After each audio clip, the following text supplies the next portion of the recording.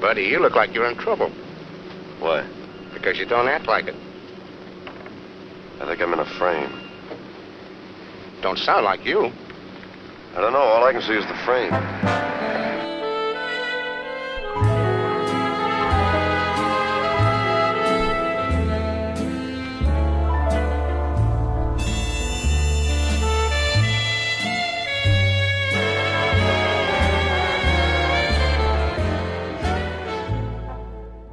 We've dissected at length the myth of the film noir anti-hero detective in previous episodes of the Noirchives, how it's more of a modern contrivance than actually reflective of the classic period, how the archetype arcs more easily toward white knight, frankly, than gray morality. As pulp pioneer Raymond Chandler once famously described it, quote, "Down these mean streets a man must go, who is not himself mean, who is neither tarnished nor afraid.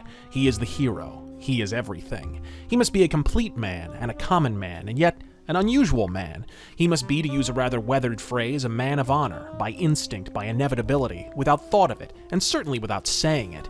He must be the best man in his world, and a good enough man for any world. He will take no man's money dishonestly, and no man's insolence without a due and dispassionate revenge. He is a lonely man, and his pride is that you will treat him as a proud man or be very sorry you ever saw him.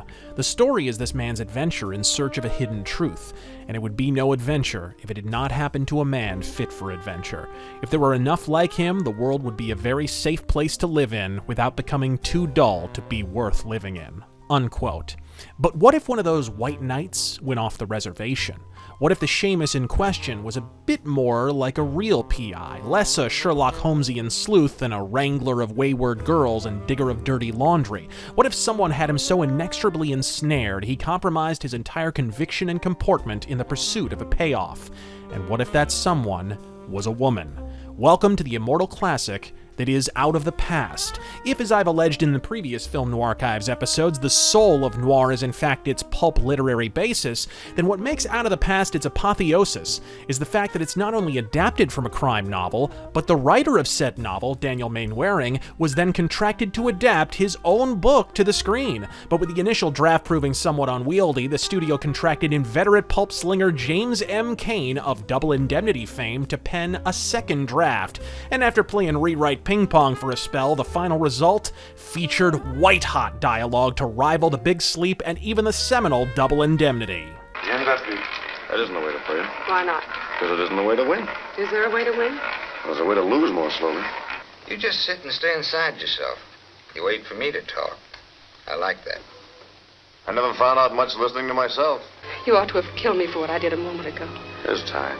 Lurid with grim inevitability and festooned with fated characters yearning for elevation yet inextricably pulled to their own doom, in the 7 decades since release, Out of the Past is perhaps the most complete representation of film noir in existence. Private detective? Check. First-person voiceover? Check. Jet sable cinematography? Check. Femme fatale? So very check. It's Double Indemnity with a private dick, and it's exceptional. But it may not persist in the public consciousness in so evergreen a fashion without the man that made his name on the picture, the Immortal Mitchum. Robert Mitchum may have started later than the Bogies and the Allen Lads, but by the end of the 40s, film noir was his. Whether it's his sinister turn in Night of the Hunter or propaganda showpiece Crossfire, in a Hollywood that then as now seems inordinately preoccupied with the enterprise of preserving male youth, here was a man, unmistakably adult, steeped in swagger, and utterly convincing in every frame. Mitchum described his acting as anything but. To buy it, you had to believe it, and so Bob became his characters. He makes acting seem like it's absolutely real. There's no acting to it at all. It's like falling off a log for him. Bob would never be caught acting. He just is. It's a job. You know, I've said it before, and I repeat it. One of the greatest movie stars that ever lived was Rin Tin Tin. That was a mother dog. So it can't be too much of a trick to it. Maybe she's just an impulsive girl. Shall we let it go at that? I can let it all go. Even 5,000 now and 5 when you bring her back? And expenses? Now, that should have been the first thing you said. With his wisecrack and everyman demeanor and propensity for taking punishment, it's not hard to see why, when future noir classic Blade Runner was initially greenlit, the writer initially intended the role of Rick Deckard not for Harrison Ford, but for Robert Mitchum. And Robert Mitchum at that time was still young enough, still robust enough to be Deckard. And that's who I wanted. And that's who I wrote it for. And I wrote dialogue based on my sense of Mitchum. It seems you feel our work is not a benefit to the public. Replicants are like any other machine. They're either a benefit or a hazard. If they're a benefit, it's not my problem. Mitchum was about as distant from the Hollywood archetype as a human being gets, to such an extent that his children didn't even realize he was an actor until well into their teens. As such, he slides into the role of Private Dick Jeff Bailey, and every ounce of gravitas and free-swinging snark is his. Robert Mitchum, simply put, may have been the most at-ease, natural actor in the history of Hollywood, and he pours himself into his part here. I know a lot of people who spend a lot of time in training. But my feeling is that it's like going to school to learn to be tall. I don't think it's possible. Did you by any chance send your friend up there to find Deal's dead? No, Jeff. Tell me. Tell me. Don't, Jeff. Don't what? I don't want to die. Neither do I, baby, but if I have to, I'm gonna die last. Mitchum would court controversy shortly after filming Wrapped when he was busted for smoking the wacky tobacco, and while the resultant scandal might seem quaint given the protractions of time, truth is, Mitch was baked to the baseboards for most of the shoot, his languid demeanor and occasionally slurred delivery indicating the man was more than a mere recreational user. Yet it was precisely this tendency toward the blue-collar bourgeoisie that placed him in direct conflict with his co-star, Kirk Douglas, today one of the last living icons of film noir, then a rising star with an ego to match. Kirk was a method actor from New York, and Bob was an actor, kick-around actor for many years here. And Bob was very underplayed. Kirk decided that he would underplay Bob, which is impossible, of course. And by the end of the rehearsal, they were both on the floor. You get your $5,000 back and Stefanos can take over from here. You're wrong. I fire people, but nobody quits me. You started this, and you'll end it. Besides, Joe couldn't find a prayer in the Bible. The push-pull dynamic of the socially dichotomous duo undoubtedly played into the performance, and as such, both Mitchum and Douglas pulled together some of the most sizzling interchanges of the film. It's very simple. I sell gasoline, I make a small profit. With that, I buy groceries, the grocer makes a profit. We call it earning a living. You may have heard of it somewhere. I may have, but it wasn't from you. I didn't mean to hurt your feelings, Whit. My feelings? About 10 years ago, I hid them somewhere and haven't been able to find them. But what would film noir fisticuffs be if they weren't warring over a woman? In this case, a leaning tower of fatal elegance, Jane Greer. After suffering an attack of palsy as a preteen, Jane credited her acting ability with a painful recovery process where she had to learn how to move her facial muscles again, as if for the first time. But when the erratic genius Howard Hughes spotted her in a Life magazine article, as he had Veronica Lake and Rita Hayworth before her, he made her a, quote, personal project, signing her to his RKO Pictures banner and frankly, keeping her cooped up all to himself rather than allowing her to work. When she finally made a stink about never getting any gigs, he at last allowed her to be cast in Dick Tracy and ultimately her defining role in Out of the Past. After a bit of brilliant stage direction, she was prepared to play perhaps the most insidious femme fatale in film noir history. That was his direction to me. He said, first half, good girl. Last half, bad girl. Simple. That's what he wanted. That's what I gave him. I've wondered about you and prayed you'd understand. Can you understand? You prayed, Kathy? Can't you even feel sorry for me? I'm not going to try. Someone has to take the blame. If nothing on me, but I'd make a fine witness for the prosecution. Don't you see you've only me to make deals with now? Build my gallows high, baby. Better still, the two stars got along famously, developing an easygoing mentor-student relationship on set that allowed Greer to settle into her first major role. I remember when I gazed up at him under the lights, and there was a brown line around his lips, and I thought, that's clever of the makeup man. And I said to him, what does the makeup man put around their lips there? He said, what are you talking about? I said, the rim, the brown rim around your lips. He said, Oh, that's Machoan tobacco. Modern audiences would likely be most familiar with Jane Greer for her recurring role on David Lynch's Twin Peaks, a role he specifically earmarked her for as a result of her work in Out of the Past. Dear. Whatever fowl did you take these eggs from? Are we saying we don't like it? I'm afraid I'm going to run into a thumbtack. Rounding out the cast were fine performances by scene-stealing siren Rhonda Fleming as charcoal Black Widow Meta Carson. I was expecting you. I wasn't expecting you. Should I take that as a compliment? Whit told me you'd be charming. Really? Would you like a gin and tonic? That'd be nice. You may have whiskey if you like. That'd be even nicer. Morally upright, unbending Boy Scout Jim, played perfectly by Richard Webb. I've loved her ever since I fixed her roller skates. I don't know whether I'm good enough for her, but I know you aren't. That's one difference. The other is that she loves me. You told her yourself you didn't know why you let her back into your dirty life. I don't know who you were, what got you where you are, or where it's going to take you. She's not going with it.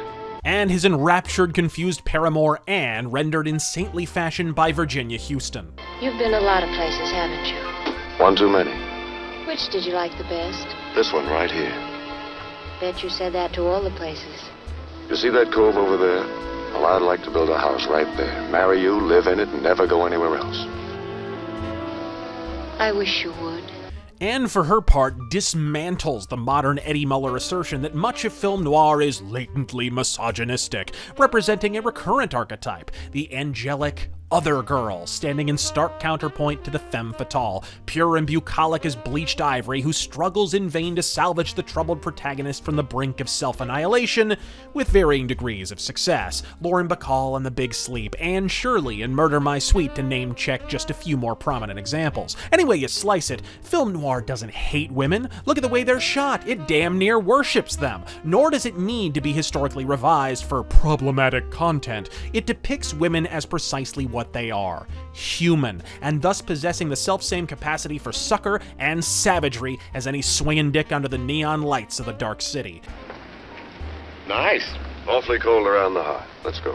While the sets are more than serviceable here, given that this was an RKO picture, widely regarded as second string in film noir circles, what truly shines here is the lighting. From window panes casting prison bars on Bailey's body as Whit's noose begins to tighten around him, to claws of foliage cast on the doomed Dick and his would-be paramour as they confer in secret. While 2019's nifty movie lighting exists for its own sake, here cinematographer Nicholas Mazaraca ensures it exists at the insistence of the story in exclusivity. Well, that and the budget. In the words of Mitchum himself, quote, "The high-priced actors like Cary Grant back at the studios got all the lights, so our set was lit with cigarettes." Indeed, Roger Ebert called this the finest smoking film of all time. A title I'd argue goes to Dead Reckoning, but that's another chapter in the film Noirchives. Point being, in B pictures of the type RKO so often produced, deep black shadows and shafts of eerie light were as much an attempt to disguise the drab, unembellished set design of the cheapy sound stages filmmakers made do with at the time as they were any genuine reflection of aesthetic ambition. In the hands of an able student of both the French Romantic and horror school, however, it ascends to high art. Enter the expert direction of French silent film phenom Jacques Turner, whose vivid light play lent stunning contrast to his early horror work and would be exploited to the full in 1957 when he would direct perhaps one of the most overtly satanic horror pictures ever made, Night of the Demon. But where Night of the Demon, with the benefit of a full decade of social advances, was able to be incrementally more explicit, as I've intimated previously, no noir can be truly considered of the form if it spills all its secrets outright. These films are steeped in suggestion, mysterioso Rorschachs audiences revisit eternally because we're never fully certain we've got them entirely figured. Much of the genre's immortal appeal, as other filmic trends have long since fallen by the wayside, can be explained as such, and much of that is down to Hays-era censorship, which necessitated the filmmakers invent new and titillating ways of implying intercourse of the illicit without once actually showing same. Now yours. No, Jeff, please, it's all right. Oh, come Jeff, on. oh no, not so hard, Jeff, you're my ears. Hush. Try to dry your hair.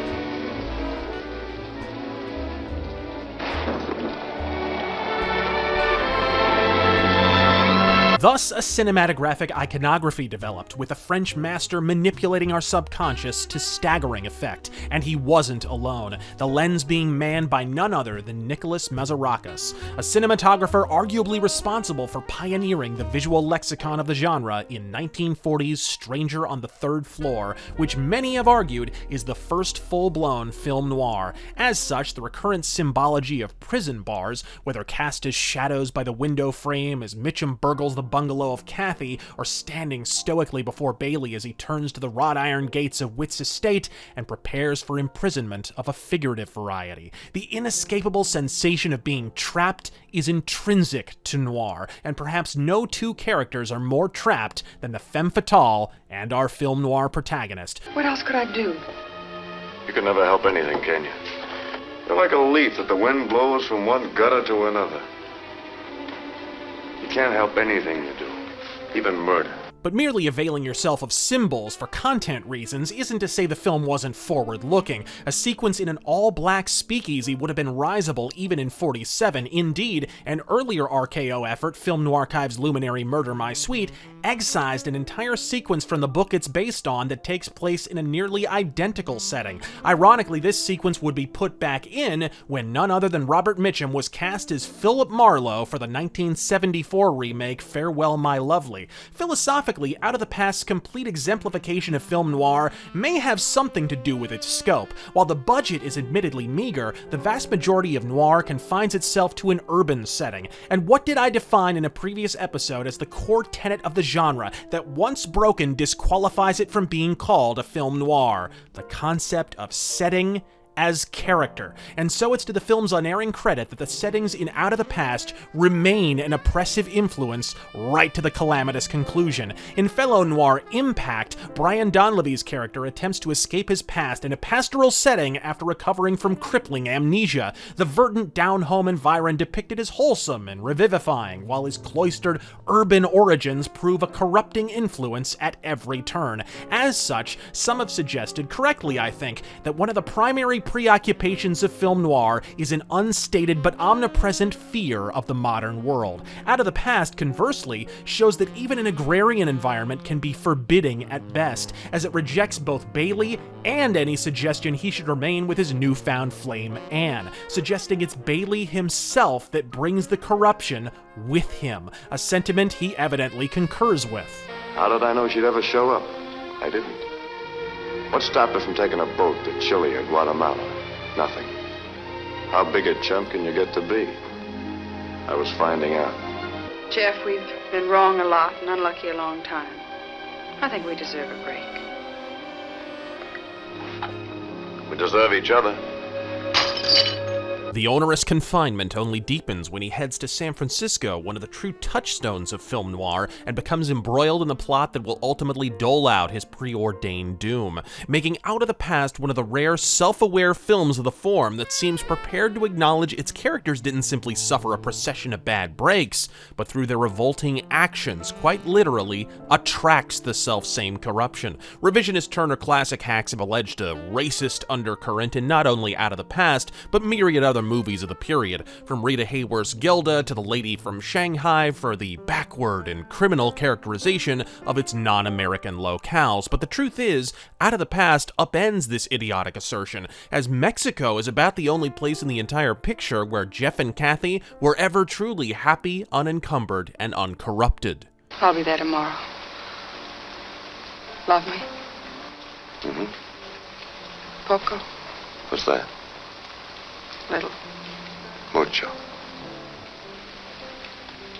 The detective voiceover narration, so often today employed by talentless directors for the purpose of signaling their stylistic inclinations, in this case takes the film from downbeat to utter hopelessness. When you really break down the flow of the film, the first half is told in voiceover flashback, depicting the darksome details of a love affair gone awry, culminating in a murder. The titular pass, Jeff Bailey has fled to the countryside to escape, believing himself inured to the conniving wiles of Kathy, only to conclude said summary, and upon arriving at Witt's mansion, as he must, finds himself confronted by said past and blackmailed into repeating the process all over again for the entire second half of the film. Out of the Past, as such, remains one of the most pessimistic portrayals of humanity's capacity to turn over the proverbial new leaf, even when provided multiple opportunities to do so, and remains one of the hands-down darkest classic period pictures in its genre as a result. Even the camera makes subtle implication to the tangled knotwork of the film's relationships.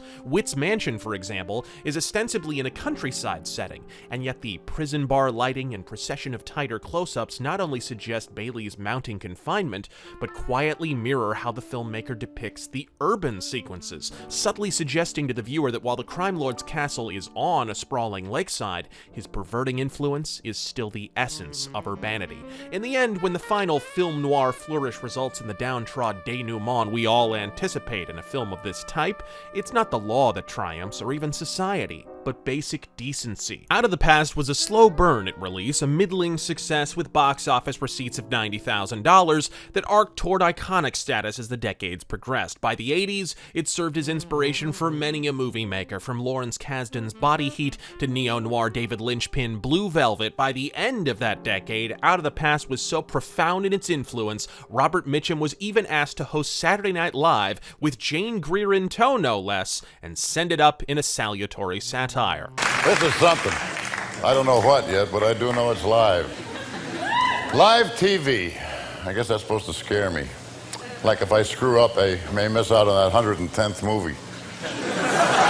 In a rare transatlantic inversion, it was actually the Europeans who didn't get the film at first, while those slow-witted American pig dogs grasped it almost immediately. The New York Times described it as fascinating, and Variety called it a hard-boiled melodrama strong on characterization, while UK critics in the Daily Graphic, for example, lampooned the film's UK title Build My Gallows High by supplicating the filmmakers to, quote, make my movies clear. The Evening Chronicle excoriated Out of the Past as, quote, an outcrop of the national masochism induced by a quite aimless and mechanized society proceeding rapidly on its way to nowhere. But enough about Attlee's Britain. Kirk Douglas would go on to become not only one of the few centenarians in Hollywood, but a living filmic legend. If I play a weak character, I always try to find out where is he strong. If I play a strong character, I try to find out where is he weak. You know, chiaroscuro, like the shade. Jane Greer would play bit parts before petering out in the 50s like so many femme fatales forever associated with an antiquated film movement, and Mitchum, he would thrive as the de facto face of film noir for the following 6 decades, and even something of an ambassador in the final sum. For my money, no one encapsulates the lasting legacy of Out of the Past better than the man himself, when he said, we called them B pictures. We didn't have the money, we didn't have the sets, we didn't have the lights, we didn't even have the time. What we did have were some pretty good stories. Amen, Mitch. For the Film Noirchives, I'm Razor. Don't get captured.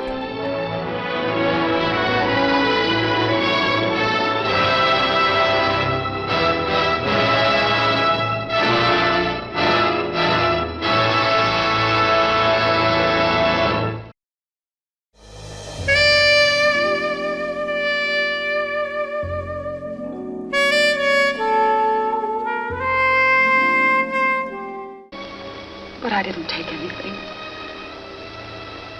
I didn't, Jim. Won't you believe it? Baby, I don't care.